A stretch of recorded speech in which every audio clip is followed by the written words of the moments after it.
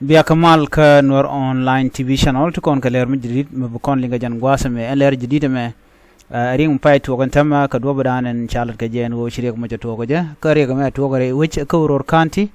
ler pai to ka gor jen wo dongde rander jeling akan kono nyami jira mjidid kɛNuer online TV channel gor jen wo jender subscribe kadi notification bell je trying ko mete ka ler triche bere de kan chamala shub ka ji gwasa dan pai ka laresh ler bukon linga ka jen gwasa me breaking news dio je panga je te kaler mi shaling no shane ti shop ke die shaganak no ka jibona dang baro re wichin winemi ka kobo ki ka jonglei ne ko lan wore en walle murai ko na chala don wo kor mo sha tuog no mandan alo shimurlen shi na shi kan ka ma kare wich ko ror kanti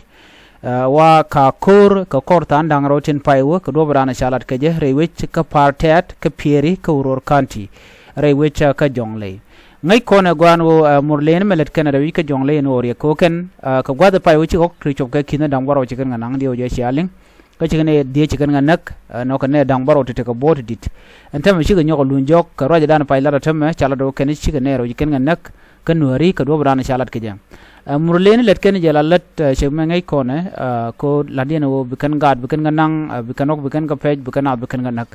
ngoda ken yos ka ke kum so Sudan ala domi la Canada ne ka jalo jen la dan let ken ken de kono ku ken ham long ka nuari tintere wi ke jongle ngai kona gwan wo jongle ka jan gwas me chaje kuin kwerm jidit no chan ngai kondial no doctor e gai ku jiram nana cha kwanya lo la kwerm go ken no mal bi no re wi ke jongle state antema mutuko roje ka jen ku ko ro me ngode mubana roide van jelingo kor gwasen be mbe je condemn ki belel dio je batu ko ne dingwan karwane la tuong no wen ala kor la to ko murle la kana ga nan kan gat kan ok tele ku mishi tele kor mishi mana address baga chol ne content la murle ni bna bu ga dol ka ke ka do badanan togri ka to je special ne ko la governor de kan right ka kan kwar ko la kwar murle ko murle tiken ka kwar kine te ka ngum cha ga chol ka je ko de na de ka right ka